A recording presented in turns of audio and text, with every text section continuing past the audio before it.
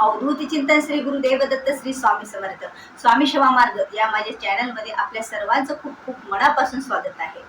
उद्या रविवार 24 मार्च या दिवशी आहे होळी पौर्णिमा। त्याला हुताशनी पौर्णिमा किंवा शिमगा या नावानेही संबोधले जाते।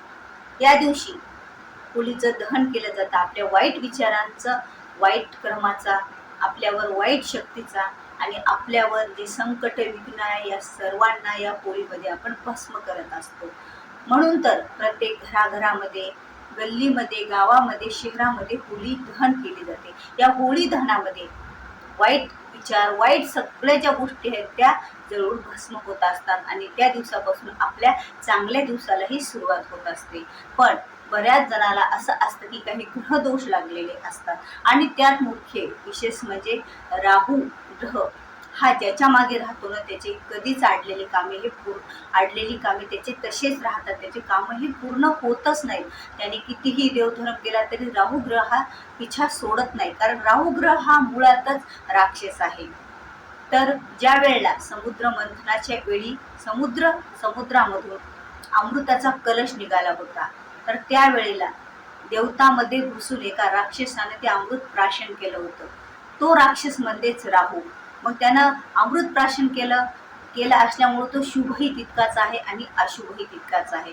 पण तो आहे राक्षस असल्या कारणाने वाईट प्रवृत्तीचा, अशुभ प्रवृत्तीचा आणि आपल्या सर्वांच्या म्हणजे ज्याच्या पाठीमागे राहू असेल त्याच्यावर खूप असे त्याचे प्रभाव पडलेला असतो। तर आपल्याला राहूचा ग्रह दोष आहे, आपल्याला राहूचा दोष आहे कसं ओळखायचं?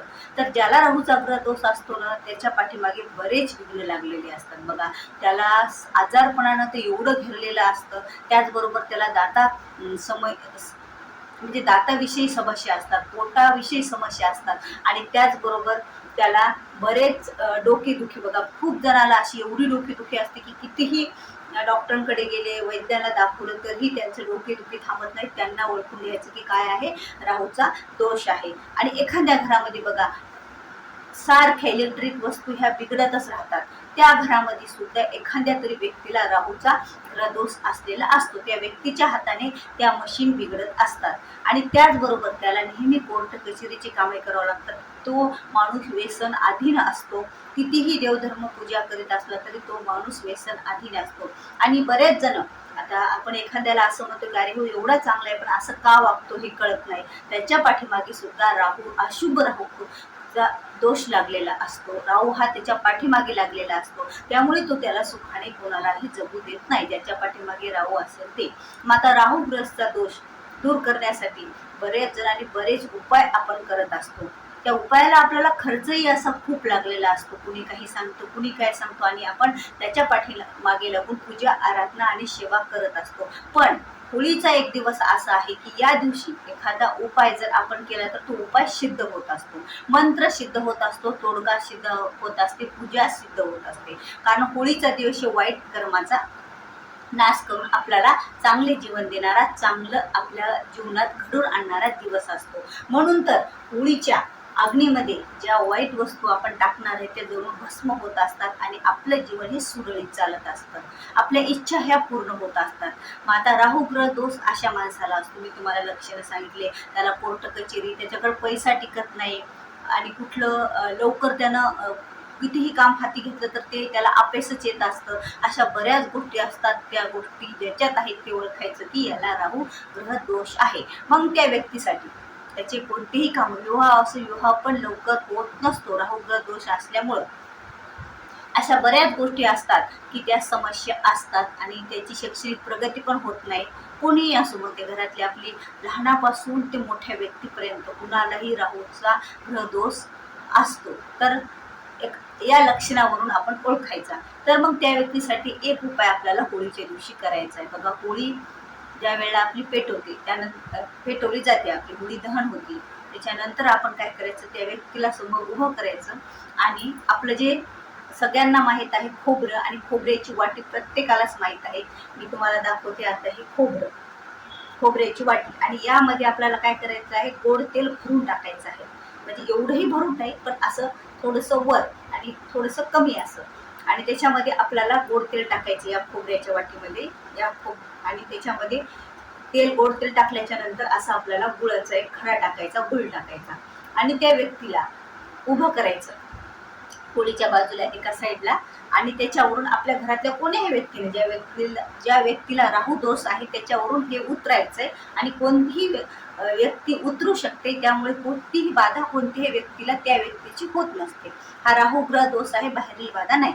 तर यामुळे हा असा धरायचा आपण खोबरं आणि त्याच्यामध्ये तेल हे सांडता कामा नये म्हणून तुम्हाला म्हटलं की हे पूर्ण भरू द्यायचं नाही, थोडंसं कमी ठेवायचं आणि त्यात गुळ टाकायचं. म्हणजे आपल्याला काय लागणार आहे की खोबऱ्याची अशी नारळाची वाटी अशी अर्ध खोबरं, याच्यात तेल गोड तेल, याच्यामध्ये एक गुळाचा खडा, अशी ह्या एवढ्या वस्तू आपल्याला लागणार आहे त्या व्यक्तीवर उतरायला. त्या पाठीमागे राहू ग्रहदोष आहे, अशुभ राहू आहे, तर त्या व्यक्तीला उभं करायचं आणि त्याच्या समोरूनच असं 7 वेळा उतरायचं. बघा आता उतरायचं सर्वांना माहित आहे, आपण नारळ वगैरे उतरतो असं 7 वेळा उतरायचं आणि हे सर्व मग आता हे उतरल्याच्या नंतर होळीमध्ये टाकून द्यायचं. ज्यानं उतरलं त्यानंच टाकून द्यायचं होळीमध्ये.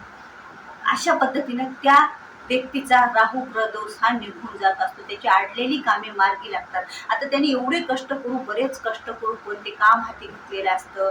आता लहान्यापासून मोठ्यापर्यंत आपल्या बऱ्याच इच्छा आकांक्षा कामे असतात.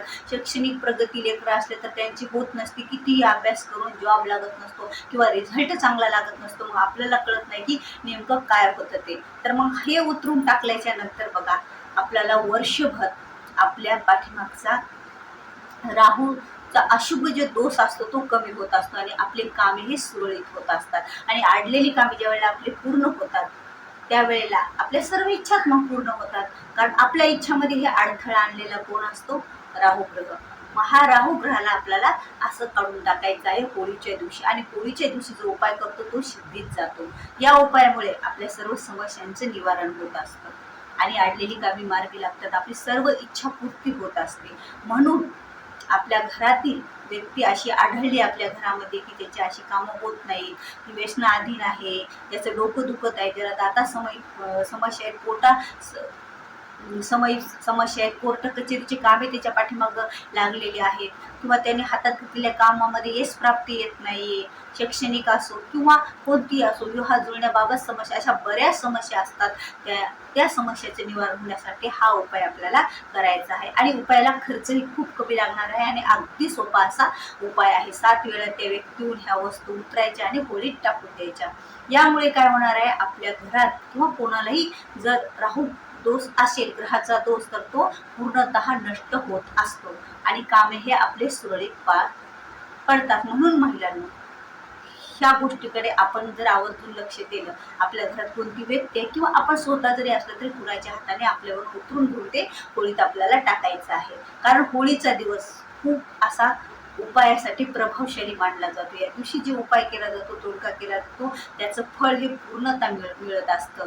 म्हणून तर होळीच्या दिवशी असे बरेच उपाय आहेत जे आपल्याला करायचे असतात. मी मागच्या 2 व्हिडिओमध्ये तुम्हाला सांगितलेलं आहे की होळीच्या दिवशी होळीच्या आगडीत आपले कष्ट, संकट आणि आपली इच्छापूर्तीसाठी, व्यवसाय प्रगती सगळ्यासाठी काय काय करायचे 2 व्हिडिओमध्ये मी तुम्हाला सांगितलेले आहे. तुम्ही चॅनलवर जाऊन नक्की ते व्हिडिओ बघा आणि ते उपाय तुम्ही करा. आणि हाही उपाय ग्रहदोषासाठी, राहू ग्रहदोषासाठी आपल्याला करायचा आहे. तर व्हिडिओ आवडल्यास व्हिडिओला लाईक करा, शेअर करा, नवीन असाल तर सबस्क्राईब करा आणि तुमचे काही प्रश्न असतील तर ते कमेंटमध्ये नक्की तुम्ही विचारू शकता. तर भेटूया पुन्हा अशाच एका व्हिडिओ सोबत, श्री स्वामी सोबत.